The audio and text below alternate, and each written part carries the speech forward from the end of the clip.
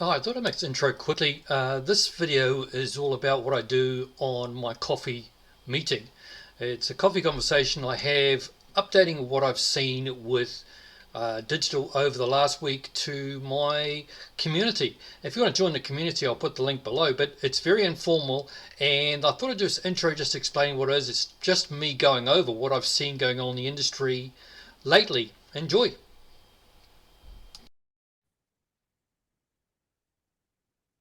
Okay, some updates have been going on and some interesting things have come about. So there's been some quite interesting realizations. So in some of the tests I've been doing, I've been creating backlinks from different places, and then finding out the biggest challenge is actually getting those backlinks invoiced for Google to see them.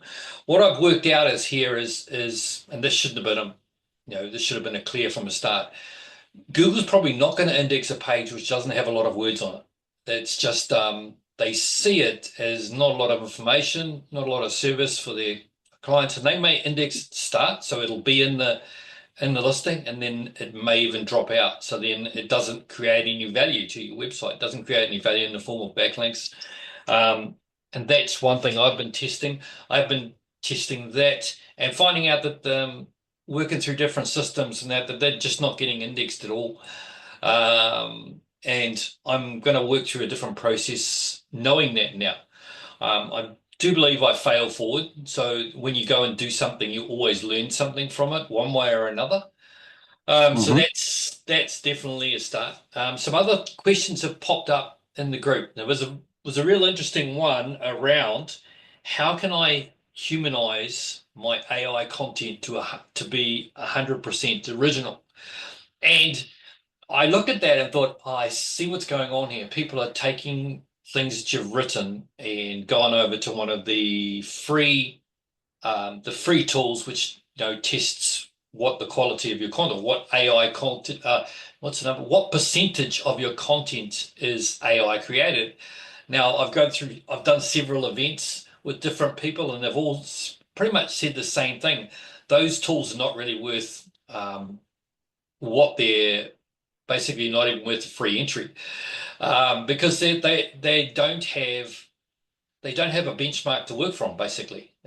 And hmm you'll go to one tool, it'll give you one leading, and at the same time, the person I was watching an event, it was a live event, he actually said we've taken a piece of humanly original content and put it in some of these tools, and it's come out as AI.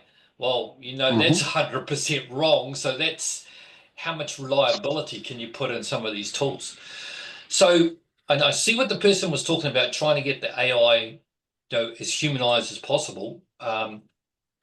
Now, in saying that, it's definitely look. I'm going to go through a little bit of a tool which I've been playing with. It's got all about free tools, and I'll show you, Tony, in a minute, how I actually can create that humanized content. I know I did one within the course and within creating that content using Otter AI, but I've also been playing with a little bit more with the power that's actually in Google Documents.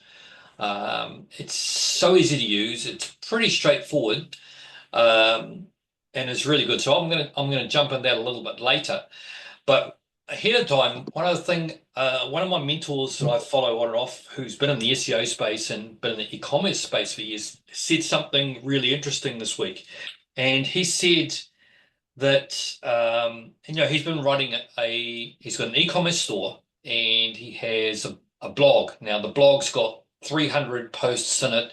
He's been running it for somewhere near 15 years. And he noticed particularly that the blog itself, the ranking and the traffic had dropped recently. At the same time, he noticed that his e-commerce store content has gone up.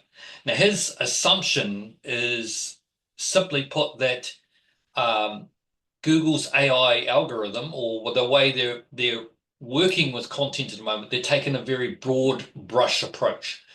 And I've also seen this as well with some of the content. Now, all his content is humanly written, but the way he has put it down to is that if you have a real business in behind your website, you're going to get favored more than a straight blog. And you see Google, they do this. They take a broad brush approach and they put everyone in a similar bucket. They've always done this. And that way, people that are necessarily doing things the right way get punished with the same brush as everyone else. And that's what he thinks is happening at the moment. And it's a valid point. It doesn't take much to put up a blog and then start using AI content. And before I forget, I've seen case studies where it just doesn't work. It might work for a short time, but it doesn't work in the long game. And it's basically far too much work to redo it any other way. So this where they are punishing Google right across the board for any slight hint that you are just putting content for the sake of putting content up. So his logic makes sense to me because Google will slap everyone right across the board. They may not do it on purpose, but they've done that for years. And they'll, even if you go across, and I'm guessing there's a score somewhere, if you do certain things in a certain way, you create points. And those points don't slap you directly, but they drop you down. Imagine, negative point score. That's the way I see it, is you get a negative point for doing this and you get a negative point for doing something else. And if you're too SEO focused, then you get negative points for that. And they then drop you down because they see that you're trying to not game the system, but you're doing certain things that people that are gaming the system are doing. So you get caught in the process. So his logic made sense to me. So that's one thing I believe that is going forward, that Google's always going to prioritize what they see as real businesses. And you can bet they're sitting around a table saying, well, a real business would have an e-commerce store, and that would be a real business. So we'll give extra points to them. Also, he noticed as well, which has been going around, that sites like Reddit and that have got a massive boost in the last change. And there's also, if you Google it, I think there's a $60 million deal between Google and Reddit at the moment. Um, that won't take much Googling to find out. So I'm guessing that they're favoring that's human generated content. So that's another thing that's happening at the same time. So those have been my realizations. I'm also doing some more on the paid advertising side, looking more into the paid advertising because it is so quick and it drives keyword data. And I know, Tony, you've probably read the keyword process that I've got in there, how I ideally want to find the right keywords. So that is something I'm looking at a little bit more, doing some paid advertising for and testing it out. And it became blatantly obvious yesterday that you've got to have tracking and everything in place. And it's quite interesting. One of my people that I follow is a guy called Alex Hormozi, who's everywhere online, and I noticed him using tracking links in some of his YouTube videos. So he's obviously had advice to how you track these things, where you track them from, so he knows where things are spent. Tracking can be quite simple, it can be quite straightforward, but a lot of people and a lot of even web designers and technical people that overcomplicate it. So yeah, that's the other learning I've had this week. Now, one more thing. So I'm going to jump into a screen for a second, and I'm going to show you something I've been playing with. Let me bring the screen up first.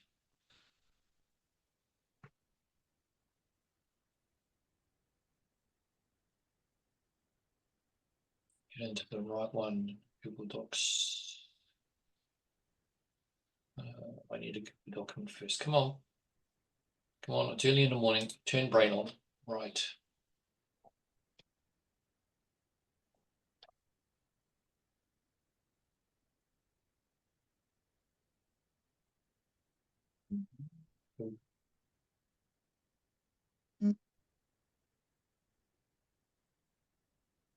All right, so let me get the share going right now.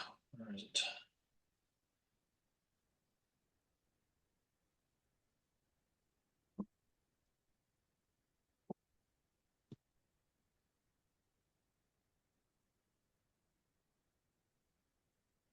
All right, Tony, can you see the Google document on screen?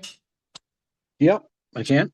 Okay, so I'll be honest, I've underestimated the power that's in actual Google Documents for writing things. Now, I'm not the fastest typer. Never take any formal lessons. I'm what they call a hunt and peck, as most people are. You know where the keys are, you hunt and find them, and they go. But I want to make the best use of my time, so I want to create more information, but actually not have to type it in details. And I've been using this for Google.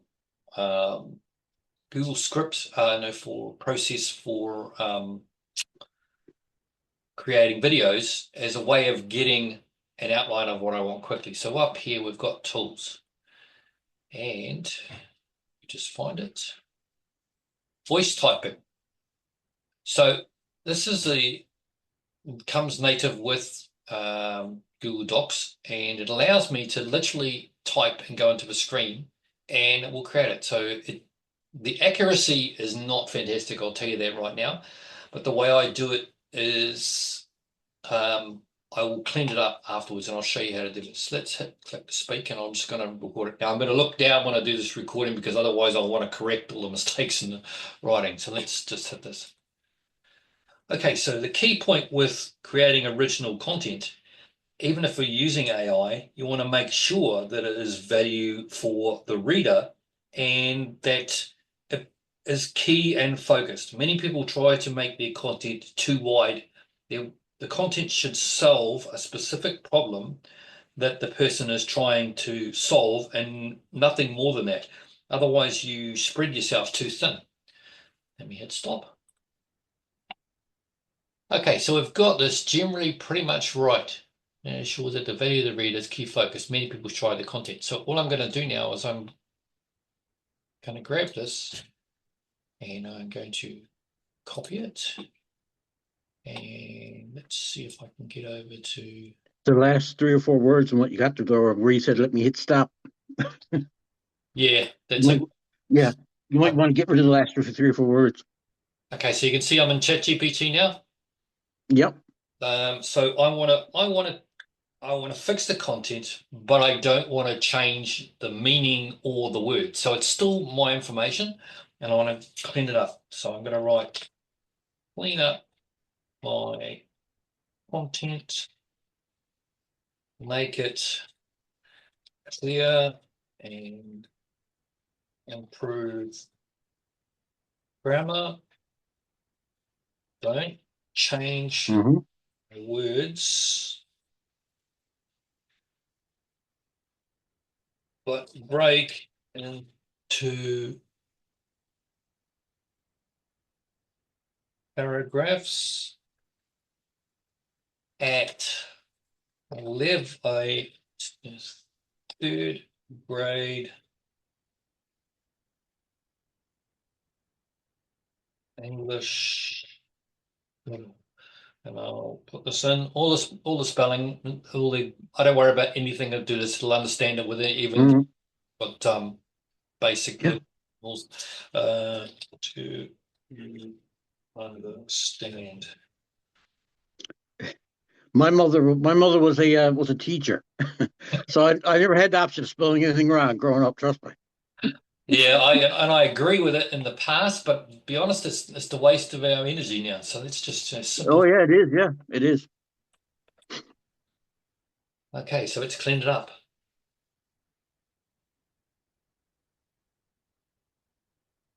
Let me stop there. There you go. So now it's cleaned up and the content that I want is cleaned up. And I've used this for scripts for YouTube videos. I've used it for just about anything. And look, my grammar's not the greatest. I barely Mm-hmm. passed English at school, but this solves the problem and it makes it clear. Actually, I haven't told you the Yeah. story. One of the first, when I started with online marketing, I used to write a newsletter and I sent one newsletter out, this is going back 10, 15 years. And um, I sent a newsletter out and someone replied to it, said, how can I trust your information because your grammar is so bad? Like, oh, ouch, that hurt. This Yeah. solves that type of problem. I can be a stunning writer. I can have a process in place where I can write anything, and it's still my words, it's still clear. The reason I use third grade uh, level is that's the best level to write for someone on the internet. It's just we don't need to try and impress people with big words. I don't see the point Hmm. in that. You need just clear information that people can understand you and actually it's still my voice. That's what, and I always wanted, there's a lot of AI going around. I still want it to be my voice. I'm passionate about these subjects. I'm interested in what they work and how they work. And how can we use the tools to our advantage? How can we, make it better? I think people, and as far as the AI space, there are people that are expecting it to take over jobs. And to some point, I think it will, but there'll be jobs come out where there's jobs Yeah. that exist now. You It'll, can be a prompt yeah, engineer. yeah. As time goes on, we'll invent jobs. So Yeah, no exactly. worries there. It's just a change in process. We started off with Yeah. a horse and a plow, and then we went to a tractor, and then there's tractor mechanics, all those things. Hmm. It's the same thing. So it's all going to change. So that's the things that I've been working on this week. I've been really tied up with some other projects, but this is the main thing. Do you have any questions or anything you've been going through, Tony? I can help with? Yeah, I have one question. I meant to ask you one time before and I forgot about it. When you're trying to do the Google profile, you take me for example. I have a home office in my Mhm. basement apartment, so I've got my desk. That's Yeah. it, a computer and printer and whatnot. It's in a house. I mean, Google's there saying go do a video showing us your street address and Oh, yeah. Okay. the front of your business and your work area and what you sell.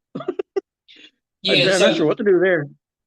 Um, So, okay, I'll run this through for anybody else who's doing it. Google, you're talking about Google Business Profile. They're getting really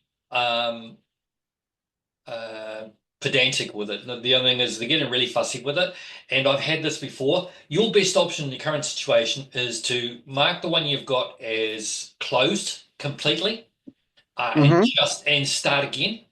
When you do it the first time and just start from scratch, they should ask you for a text message and they'll send you a text message and it should basically go pretty live straight away.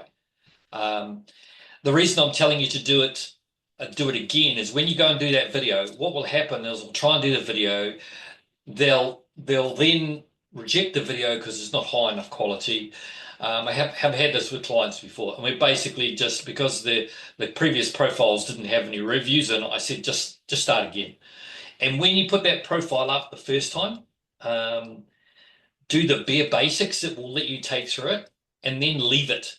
Once you have it live, leave it for a good couple of weeks, even if the information is not correct.